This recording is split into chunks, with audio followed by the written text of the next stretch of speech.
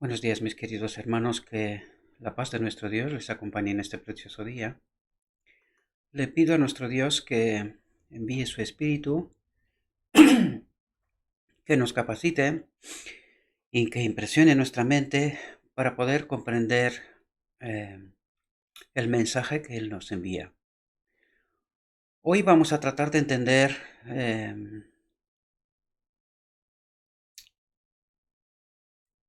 el cristiano total. Sé que es sorprendente lo que estoy diciendo, pero vamos a ver si comprendemos realmente el mensaje de lo alto, ¿verdad? Hoy, por la gracia de Dios, vamos a desmontar un mito y vamos a montar una realidad que viene de lo alto. Enseguida vais a comprender de por qué estoy diciendo lo que estoy diciendo. Hoy vamos a ver una simbiosis, cómo encajan dos verdades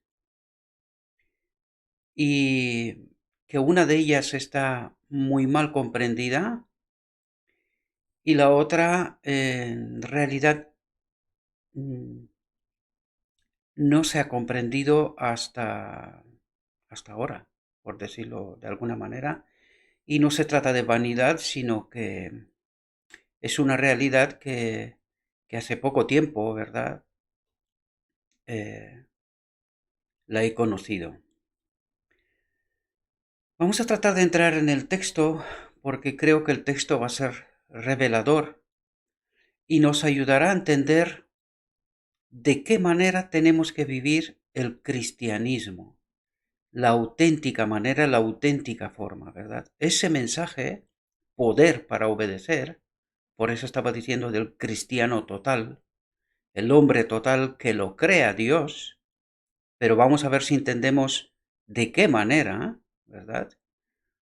Porque hoy en día el cristianismo entiende muy mal este asunto. Otra vez lo vuelvo a recalcar, aunque expreso de esta manera las cosas, esto no significa que no son realidades y no tiene nada que ver con la vanidad, sino tiene que ver con el hecho de desmontar mitos y montar realidades. De eso estamos tratando. A mí la vanidad personalmente no me servía de nada. Si total, mi realidad es que estoy aquí en mi estudio grabando, por lo tanto no tengo por qué enaltecerme de nada. Si acaso sea Cristo el que sea glorificado, ¿verdad? Pero eso no quiere decir que no hay mitos en los cuales creemos que son errores, no son esa verdad pura que estamos comentando en la reflexión anterior, y que estos mitos han de ser destruidos, desmontados y colocar en su sitio el auténtico mensaje que viene de lo alto. Vamos a entrar en el texto, vamos a tratar de entender qué es lo que nos trata de decir nuestro Dios. Y empieza precisamente con ese texto que está muy mal entendido. Porque Dios es el que obra en vosotros tanto el querer como el hacer de su buena voluntad. Y esto el cristianismo lo entiende muy mal hoy. El cristianismo lo entiende como si fuera una especie de milagro por parte de Dios, en donde Dios hace las cosas a su manera, este es su problema, ¿verdad? Lo que yo sí sé que Él me va a salvar, ¿verdad? No sé cómo, pero me va a salvar. Bien, pues vamos a ver que esta gracia mal entendida, ¿verdad? En realidad no es exactamente así. Y hoy este mito, con la ayuda de Dios, vamos a ver si podemos desmontarlo y montar la auténtica realidad. Hoy trataremos también Ezequiel 36:26, pero hoy nos lo trae el mensaje junto con Filipenses 2:13. Y vamos a ver cómo encajan esas dos realidades, cómo encaja, cómo se crea esta simbiosis para que juntas cree el cristiano total, el hombre total, ¿verdad? Porque no olvidar, la reflexión está titulada Poder para obedecer. Y yo no he cambiado nada. El texto es íntegro. Podéis ir y comprobar por vosotros mismos. Es verdad que está en inglés, pero hay herramientas para que podáis comprobar lo que está escrito, ¿sí? Y vamos a ver qué es lo que nos trata de decir. La gracia de Dios en Cristo es el fundamento de la esperanza del cristiano y esa gracia se manifestará en la obediencia. Y esto no se ha entendido, ¿verdad? Esa obediencia que resulta precisamente de porque Dios es el que obra en vosotros tanto el querer como el hacer de su buena voluntad, esa obediencia no se ha entendido. Y hoy vamos a ver qué es lo que nos trata de decir, ¿verdad? Cristo es el Redentor compasivo. En su poder sustentador, hombres y mujeres se vuelven fuertes para resistir el mal.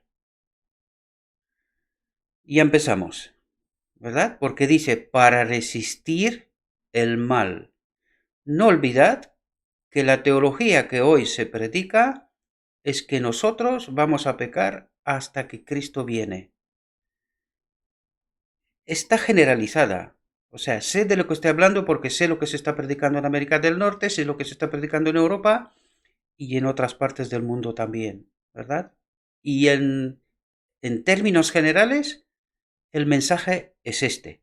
Vamos a pecar hasta que Cristo viene. Es decir, no creemos que el hombre, ¿verdad? Dice, en su poder sustentador, hombres y mujeres se vuelven fuertes para resistir el mal. Y esto quiere decir que el cristianismo hoy no cree en este poder sustentador de Cristo o no lo experimenta.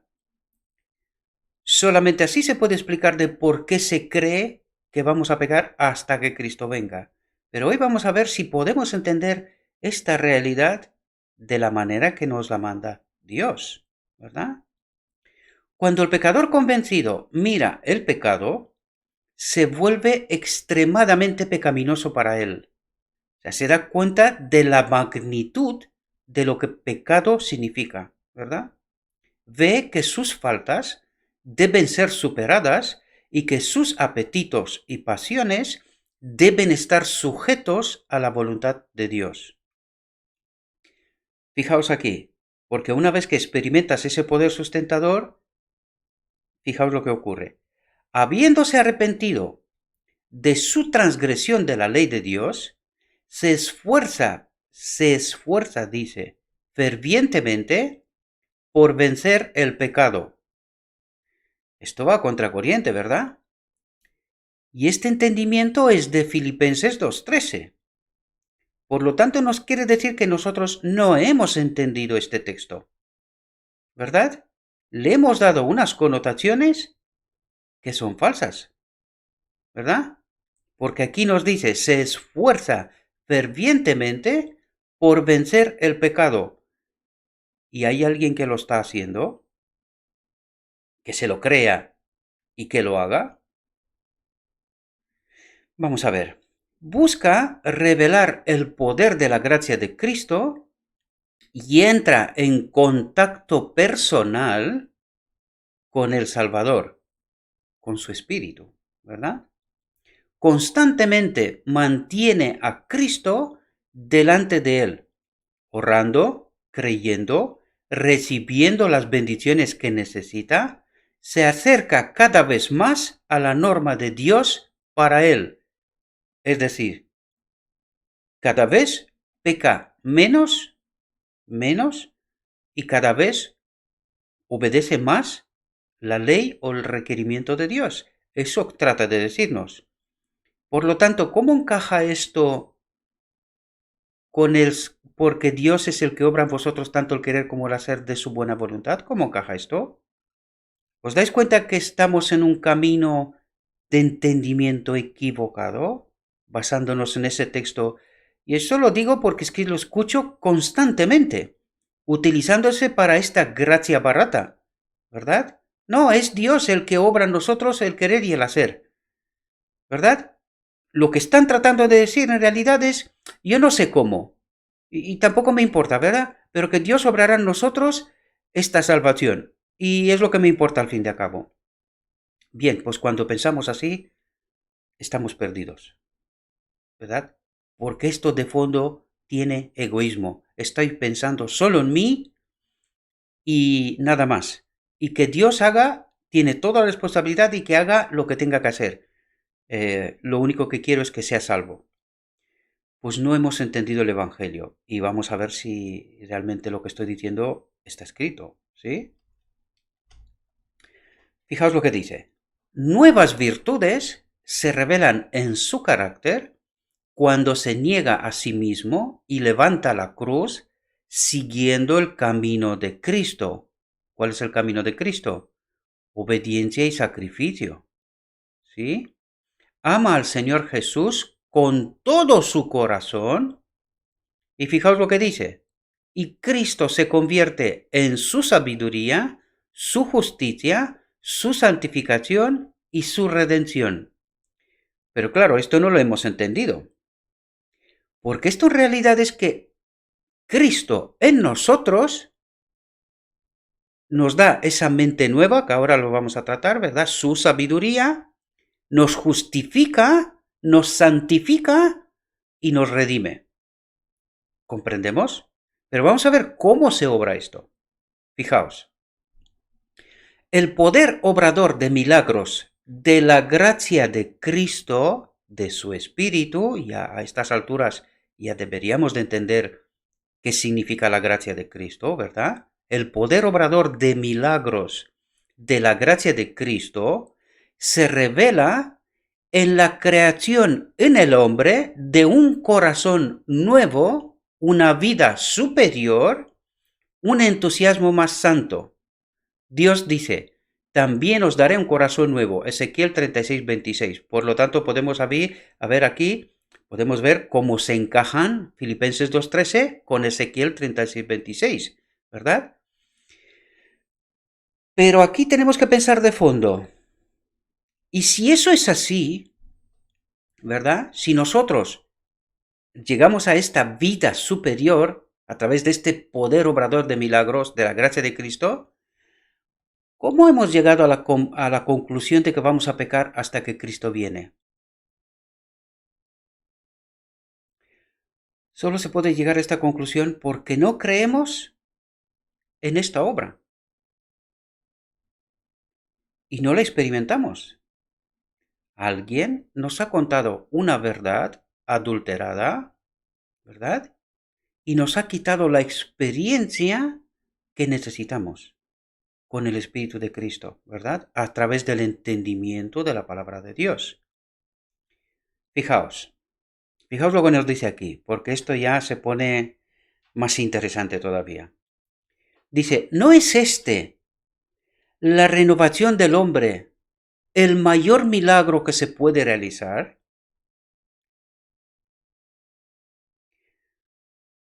Y esto quiere decir que no hemos experimentado esto, mis queridos hermanos. No estamos experimentando esto. Por eso creemos que vamos a seguir pecando hasta que Cristo viene.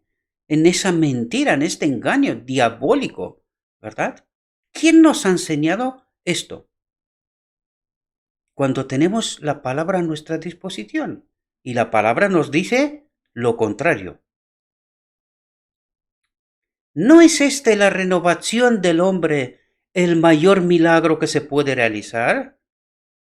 Pero ¿se puede realizar este milagro si yo no lo creo? Pues vais a ver que no. Fijaos lo que dice aquí. Porque Dios crea el cristiano total y nos lanza el reto. Fijaos lo que dice.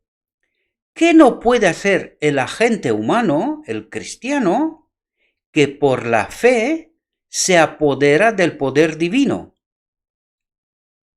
¿Qué no puede hacer?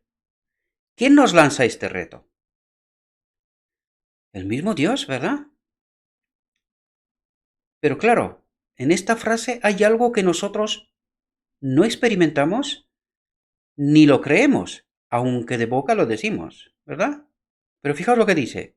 ¿Qué no puede hacer el agente humano que por la fe se apodera del Espíritu de Cristo, del poder divino? Y eso quiere decir que no nos hemos apoderado del poder de Cristo. Pero que para que esto ocurra, tenemos que, dice, que por la fe. Lo primero tenemos que creerlo. ¿Y quién nos ha engañado? ¿Por qué no creemos que apoderándonos del poder divino podemos vencer el pecado? ¿Quién nos ha engañado? ¿Podéis daros cuenta, mis queridos hermanos, de por qué vez tras vez os invito al estudio de la palabra de Dios personal, directamente? Que dejemos de comer precocinado porque igual vamos a tener un gran problema y no alcanzaremos el propósito que esperamos, ¿verdad? Fijaos, porque aquí nos lo explica el proceso, el mecanismo, cómo ocurre la simbiosis de Filipenses 2.13 con Ezequiel 36.26. Fijaos, el esfuerzo humano no vale nada sin el poder divino. Y sin esfuerzo humano, el esfuerzo divino es en vano.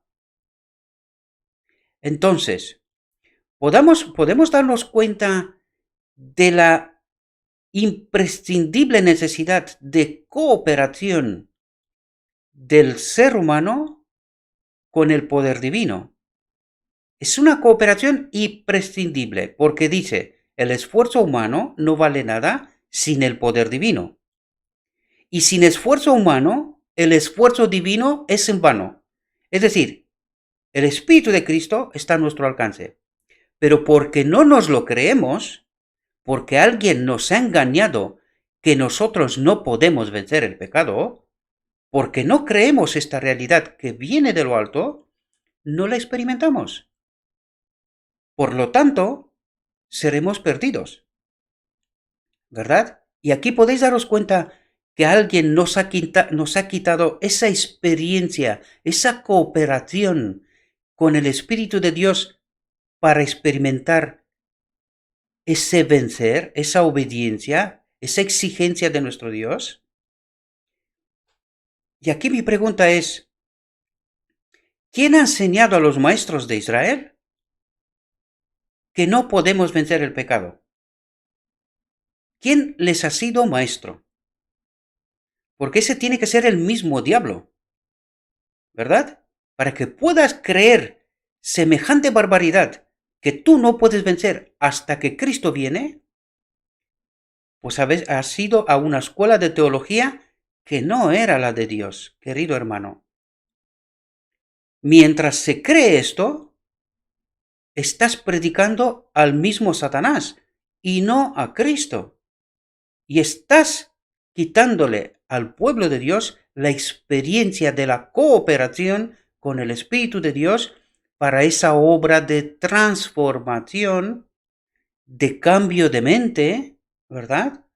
Y anulas tanto el Filipenses 2.13, porque no lo entiendes, como Ezequiel 36.26, porque tampoco lo entiendes.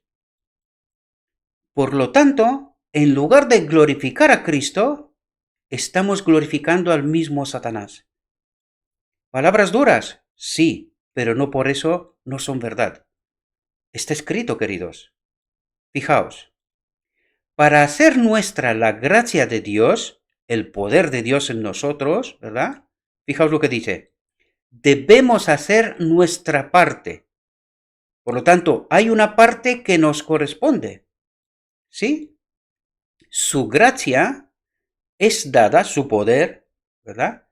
Su espíritu es dado para obrar en nosotros el querer y el hacer. Pero fijaos lo que dice aquí. Pero nunca como un sustituto de nuestro esfuerzo. Queridos, nos ha desmontado un mito y nos ha montado una realidad en una sola frase.